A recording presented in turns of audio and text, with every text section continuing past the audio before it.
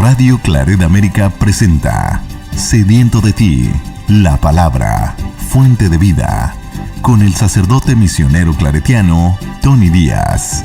Reflexiones diarias del Evangelio. Aquí iniciamos.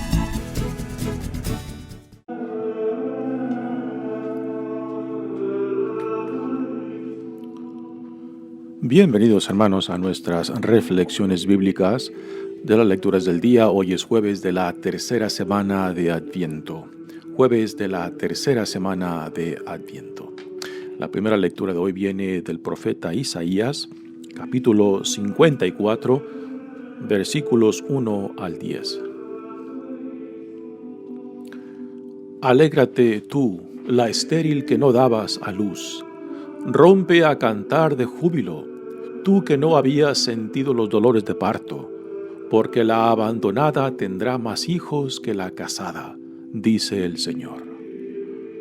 Ensancha el espacio de tu tienda, despliega sin miedo las lonas, alarga las cuerdas, clava bien las estacas, porque te extenderás a derecha y a izquierda. Tu estirpe heredará las naciones y poblará las ciudades desiertas. No temas, porque ya no tendrás que avergonzarte, no te sonrojes, pues ya no te afrentarán. Antes bien, olvidarás la vergüenza de tus años jóvenes, y no volverás a recordar el deshonor de tu viudez. El que te crió te tomará por esposa. Su nombre es Señor de los ejércitos. Tu Redentor es el Santo de Israel. Será llamado Dios de toda la tierra. Como una mujer abandonada y abatida, te vuelve a llamar el Señor. ¿Acaso repudia uno a la esposa de la juventud? Dice tu Dios. Por un instante te abandoné, pero con inmensa misericordia te volveré a tomar. En un arrebato de ira te oculté un instante mi rostro, pero con amor eterno me he apiadado de ti, dice el Señor, tu Redentor. Me pasa ahora como en los días de Noé. Entonces juré que las aguas del diluvio no volverían a cubrir la tierra. Ahora juro no enojarme ya contra ti, ni volver a amenazarte. Podrán desaparecer los montes y hundirse las colinas, pero mi amor por ti no desaparecerá, y mi alianza de paz quedará firme para siempre. Lo dice el Señor, el que se apiada de ti. Palabra de Dios. El salmo responsorial es el Salmo 29 y el responsorio es: Te alabaré, Señor, eternamente. Te alabaré, Señor, eternamente. Te alabaré, Señor, pues no dejaste que se rieran de mí mis enemigos. Tú, Señor, me salvaste de la muerte y a punto de morir me reviviste. Alaben al Señor quienes lo aman. Den gracias a su nombre, porque su ira dura un solo instante y su bondad toda la vida. El llanto nos visita por la tarde, por la mañana el júbilo. Escúchame, Señor, y compadécete. Señor, ven en mi ayuda. Convertiste mi duelo en alegría. Te alabaré por eso eternamente. Te alabaré, Señor, eternamente. El Evangelio de hoy viene de Lucas, capítulo 7, versículos 24 al 30. Cuando se fueron los mensajeros de Juan, Jesús comenzó a hablar de él a la gente, diciendo: ¿Qué salieron a ver en el desierto? ¿Una caña sacudida por el viento? ¿O qué salieron a ver? ¿Un hombre vestido de telas preciosas? Los que visten fastuosamente y viven entre placeres están en los palacios. Entonces, ¿qué salieron a ver? ¿Un profeta? Sí, y yo les aseguro que es más que profeta. Es aquel de quien está escrito: yo envío mi mensajero delante de ti para que te prepare el camino. Yo les digo que no hay nadie más grande que Juan entre todos los que han nacido de una mujer. Y con todo, el más pequeño en el reino de Dios es mayor que él. Todo el pueblo que lo escuchó, incluso los publicanos, aceptaron el designio de justicia de Dios, haciéndose bautizar por el bautismo de Juan. Pero los fariseos y los escribas no aceptaron ese bautismo y frustraron en su propio daño el plan de Dios. Palabra del Señor. Muy bien, damos comienzo a nuestra reflexión de las lecturas de hoy. Ya nos encontramos hacia el fin de la tercera semana. Ya solo quedan una semana más para el comienzo de las celebraciones navideñas, celebrando la encarnación de nuestro Dios. Y la invitación aún está ahí para regresar al Señor, para revestirnos de nuestra dignidad e identidad como hijos e hijas amados de Dios, como ciudadanos del reino que Dios ha inaugurado en Jesucristo. Y la temporada de Adviento, pues, es un llamado, una invitación para reconsiderar cómo estamos viviendo nuestras vidas en relación a Dios, con el prójimo, con nosotros mismos, para regresar a la fidelidad, para regresar a la obediencia, pero no es una obediencia a rajatablas, es una obediencia que nace del encuentro con Dios cuando uno quizás por primera vez reconoce su dignidad y la vida a la cual somos llamados en Cristo. Entonces de aquí nace el sentido de la obediencia a uno mismo, obediencia a mi dignidad, obediencia a lo mejor, a lo más grande, a lo más bello que Dios ha creado en nosotros. La primera lectura de hoy viene del profeta Isaías y será una de las últimas de esta sección del libro del Consuelo, o el segundo Isaías. Y es una lectura muy hermosa, muy apasionada. Juega con las imágenes femeninas de Israel, que representa a la Jerusalén, que está abandonada durante el exilio en Babilonia, y Dios, que es el esposo o el amado, que va en busca de su esposa que fue infiel, que ha estado abandonada y que ahora la retoma otra vez para revestirla de la dignidad que había perdido, ¿no? Es una lectura muy bella.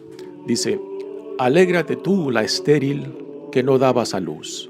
Rompe a cantar de júbilo, tú que no habías sentido los dolores de parto, porque la abandonada tendrá más hijos que la casada, dice el Señor.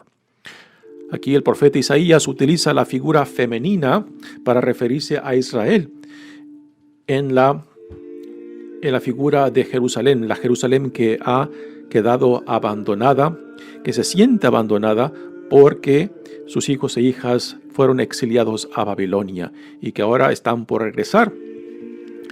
Y Dios le dice que la vergüenza de una mujer estéril, que es la vergüenza de Israel por haber sido conquistada por Babilonia, por haber sido llevados al exilio, por encontrarse lejos de su tierra y se siente abandonada, rechazada, olvidada por Dios, ¿no? Una mujer estéril en esos tiempos pues era vista como una mujer que había sido condenada por Dios, olvidada por Dios y vivía cierta vergüenza social por no tener hijos, ¿no? Pues esa es la imagen que el profeta Isaías utiliza acerca de Israel, que se encuentra en el exilio, y también de Jerusalén, que se encuentra abandonada, estéril, ¿no? Y que ya esa esterilidad se convertirá en una nueva vida fértil que dará nuevos hijos e hijas. Así que es una imagen muy llena de esperanza para el pueblo de Israel que está por regresar del exilio. Dice: ensancha el espacio de tu tienda, despliega sin miedo las lonas, alarga las cuerdas, clava bien las estacas, porque te extenderás a derecha y a izquierda. Tu estirpe heredará las naciones y poblará las ciudades desiertas. Aquí la imagen es de un pueblo que va de regreso, poniendo sus tiendas de nuevo en Judá.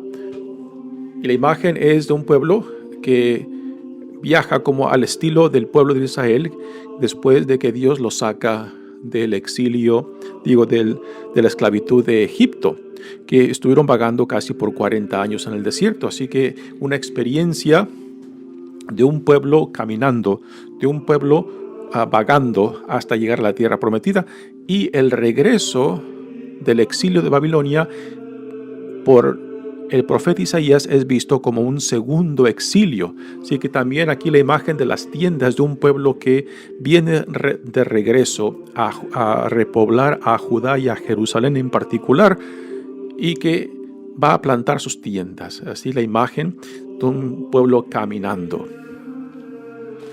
No temas, porque ya no tendrás que avergonzarte. No te sonrojes, pues ya no te afrentarán. Antes bien, olvidarás la vergüenza de tus años jóvenes, y no volverás a recordar el deshonor de tu viudez. Aquí la imagen de la mujer abandonada, de la mujer que ha sido infiel en su juventud y que ahora Dios, en la imagen del esposo, en la imagen del amante, viene a reconquistar a su esposa, viene a reconquistar a su amante. El que te creó te tomará por esposa. Su nombre es Señor de los ejércitos. Tu Redentor es el Santo de Israel. Será llamado Dios de la tierra. Aquí nuevamente la imagen universal de Dios y no simplemente del Dios de Israel. Como a una mujer abandonada y abatida, te vuelve a llamar el Señor. Aquí el Señor tiene la imagen masculina del esposo, del amante, y Israel, personificando a Jerusalén, la ciudad santa, pues es la imagen femenina, donde el esposo o el amante viene a retomarla, a reclamar a su esposa. Dice, ¿acaso repudia uno a la esposa de la juventud? Dice tu Dios. Aquí, la esposa del primer amor. Dios tomó a Israel como su esposa, no porque era buena, porque era de lo mejor. Dios, y aun cuando Israel no conocía a Dios, Dios escogió a Israel. Y aún después de que Israel empieza a conocer a Dios, aún tampoco Dios continúa con Israel por ser un pueblo santo. Israel continúa vacilando entre Dios y otros dioses. Israel continúa siendo infiel, continúa dándole la espalda, pero aún así Dios, porque es fiel a su alianza, porque Dios es fiel a su amor por este pueblo que no es de los mejores, que no es de los más santos, pero que en el hecho de que Dios lo escogió es por la gratuidad de Dios. No porque Israel lo merecía, no porque Israel lo había meritado. No, es por la iniciativa de Dios, por la gracia de Dios. Es aquí donde está centrada nuestra fe. Y cuando uno por la gracia de Dios se topa con esto, ¿no? Pues es ahí cuando empieza la relación con Dios. Es ahí cuando empieza el sentido de la obediencia. Y repito, la obediencia no a rajatablas, es una obediencia que nace cuando por la gracia de Dios uno se da cuenta que a pesar de uno mismo, soy amado, soy aceptado, soy llamado hijo o hija amado de Dios por la pura iniciativa de Dios. Y es esta experiencia después que despierta en mí el deseo de ser fiel a esta relación.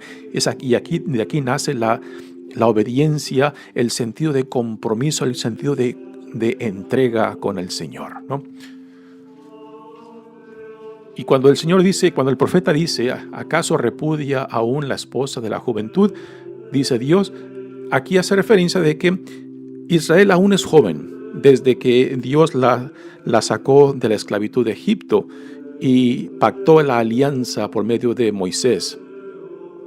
Pero Israel, en su juventud, pues aún vacilaba con su Dios, aún era infiel. Pero en la medida que Israel va madurando, pues va conociendo más a su Dios y se espera de que sea más fiel a la vida, a la relación que Dios la ha llamado. Si por un instante te abandoné, pero con inmensa misericordia te volveré a tomar.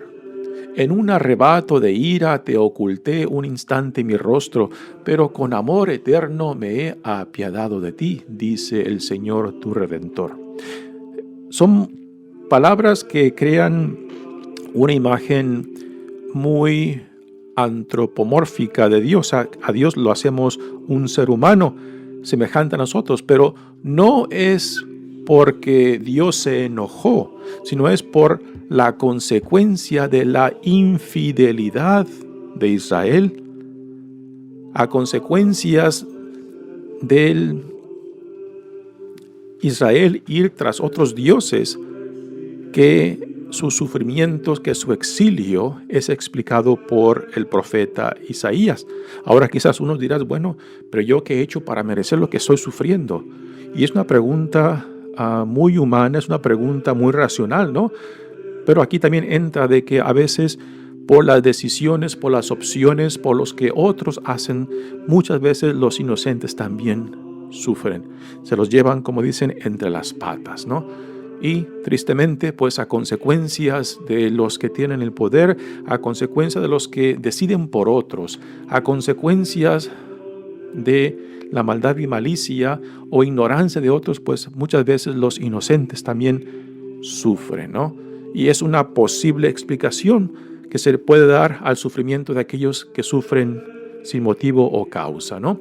Pero aquí estamos hablando de una visión ya más global, más universal de la relación de Israel con Dios, de que es por su infidelidad, por su abandono a la alianza, por su falta a la obediencia de su identidad y a la vida a la cual Dios los llama, que han sufrido esa derrota entre los babilonios y el exilio, y que ahora, por medio del llamado Asiro, el rey de Persa, que conquistó al reinado de Babilonia y que al triunfar sobre Babilonia, ahora Ciro, el rey de Persa, permite al pueblo de Israel para que regrese a Judá y reconstruya la ciudad santa, particularmente el templo que se encuentra en Jerusalén.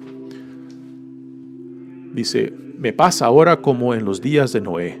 Entonces juré que las aguas del diluvio no volverán a cubrir la tierra. Ahora juro no enojarme ya contra ti, ni volver a amenazarte. Podrán desaparecer los montes y hundirse las colinas, pero mi amor por ti no desaparecerá. Qué bellas palabras, ojalá las podamos grabar en nuestros corazones, en nuestras almas, para nunca olvidar que Dios es fiel a su promesa de que Dios ha prometido caminar con nosotros y que Él nunca se suelta de nuestras manos. Somos nosotros los que nos soltamos de su mano, los que le damos la espalda, los que somos infiel a la relación a la cual Dios nos llama, infiel a la dignidad y dignidad que Dios nos ha dado como hijos e hijas amados de Él, infiel a nuestra ciudadanía del reino que Dios en Jesucristo ha inaugurado para su pueblo.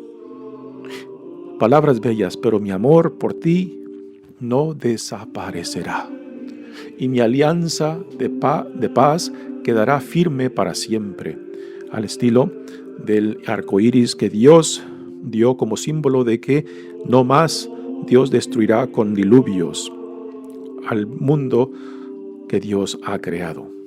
Lo dice el Señor, el que se apiada de ti. Pues bella lectura del profeta Isaías, particularmente en esta tercera semana de Adviento, como preparación para celebrar el nacimiento de nuestro Señor, la encarnación de Dios entre nosotros.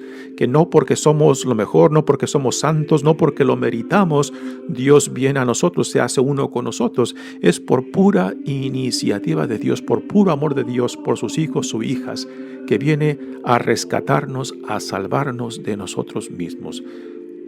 Palabras bellas, mensaje bello en esta temporada de Adviento para prepararnos a celebrar la encarnación, el Dios que se hace uno con nosotros.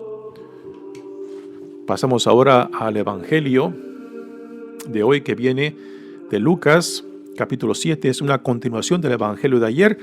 Ayer que Jesús aún sigue en conflicto con los fariseos, los escribas y los ancianos, líderes de Jerusalén.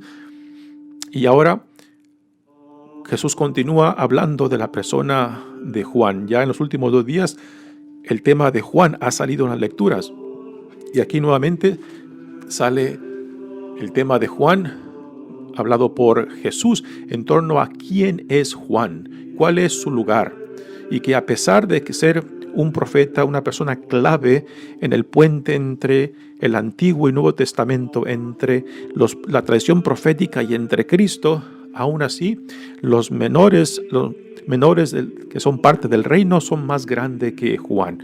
Palabras un poco difíciles de entender, pero que tienen su significado.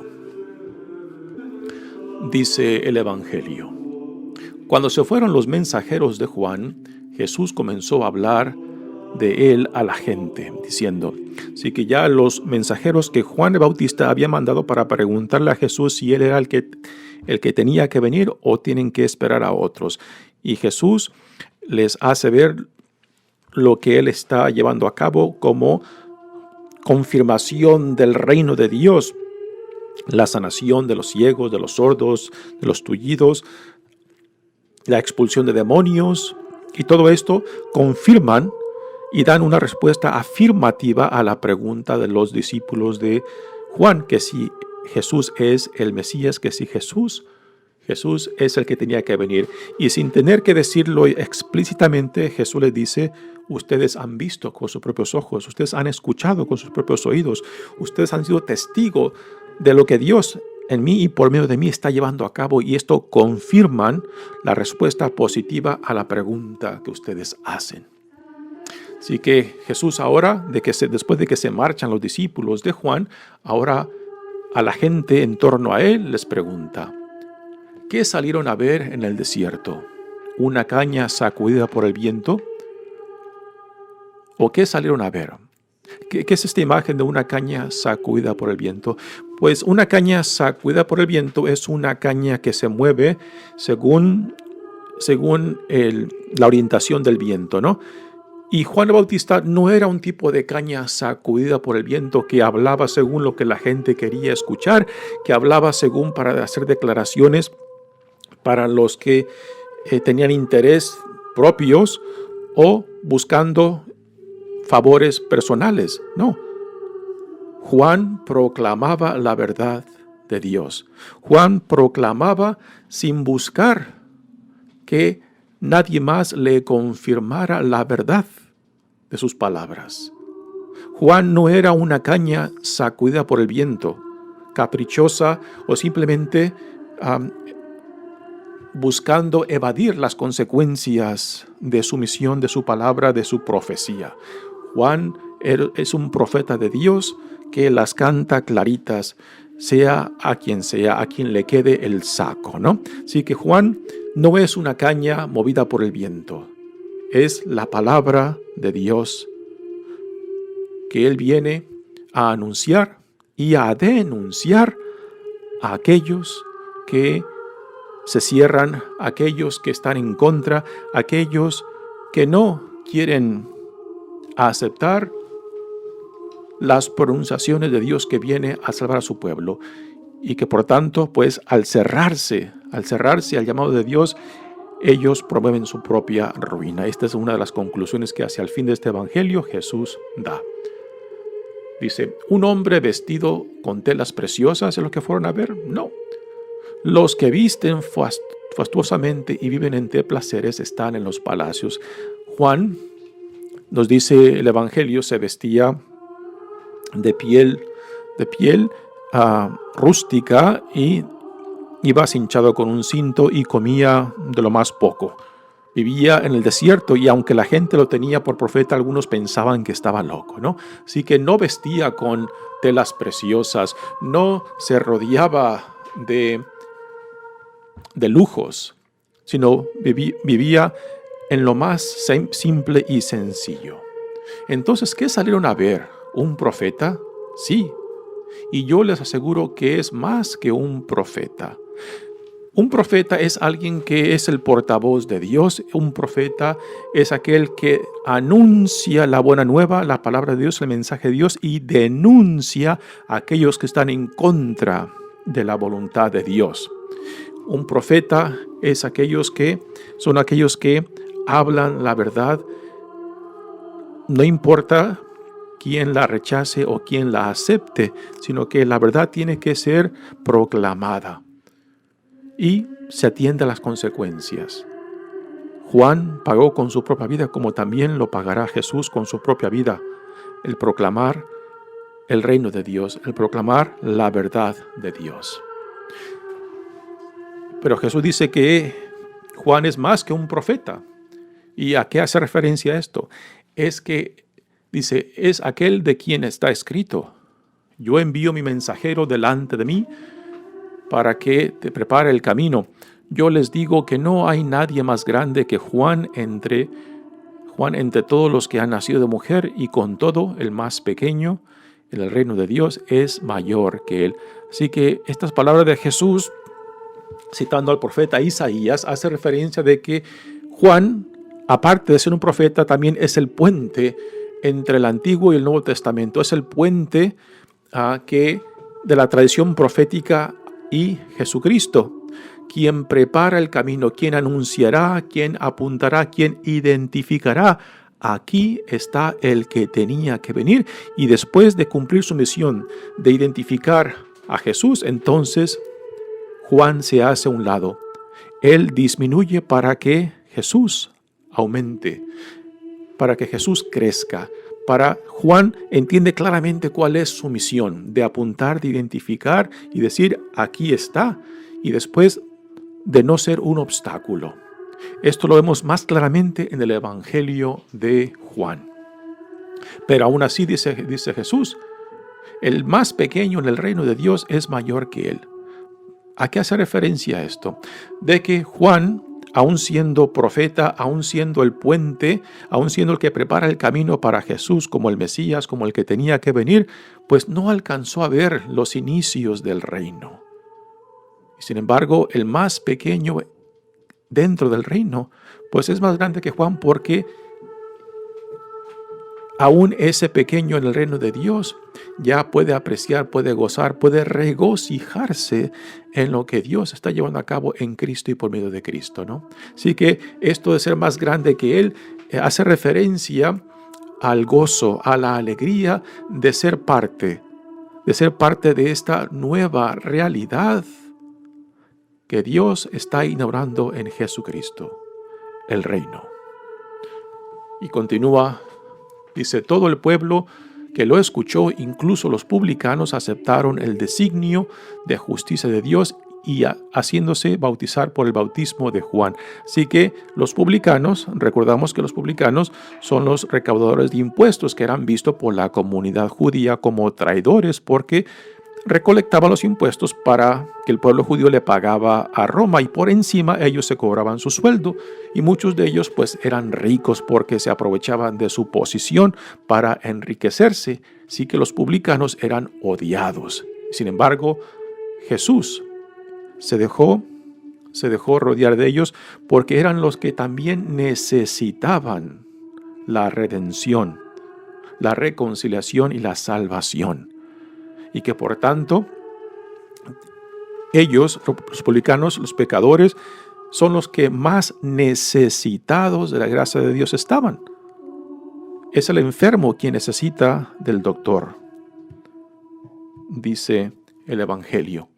Y sin embargo, los fariseos y los escribas y los ancianos, aún después de ver la conversión de aquellos pecadores, no aceptaron el bautismo de Juan, ni tampoco aceptaron la proclamación y la autoridad de Jesucristo. Así que ellos mismos, con estas palabras, dice, pero los fariseos y los escribas no aceptaron ese bautismo y frustraron su propio daño. Pues igualmente nosotros también frustramos nuestro propio daño frustramos nuestra propia salvación, nuestra propia redención, nuestra propia reconciliación cuando nos cerramos a la gracia de Dios, cuando impedimos de que Dios haga lo que tenga que hacer en nosotros, tirar abajo lo que tenga que tirar para poder reconstruirnos con su gracia, con su amor. Esta es la invitación durante el tiempo de Adviento, reconocer nuestra necesidad de sanación, de restauración, para que podamos retomar nuestra dignidad e identidad como hijas, como hijos amados de Dios, y así tomar nuestro lugar en el reino y ser portavoces de esta nueva realidad donde quiera que Dios nos ponga. Mi nombre es Padre Tony Díaz, misionero claretiano. Que Dios los bendiga. Radio Claret América presentó Sediento de ti, la palabra. Fuente de vida. Sus comentarios son importantes. Contáctenos en radioclaretamerica@gmail.com.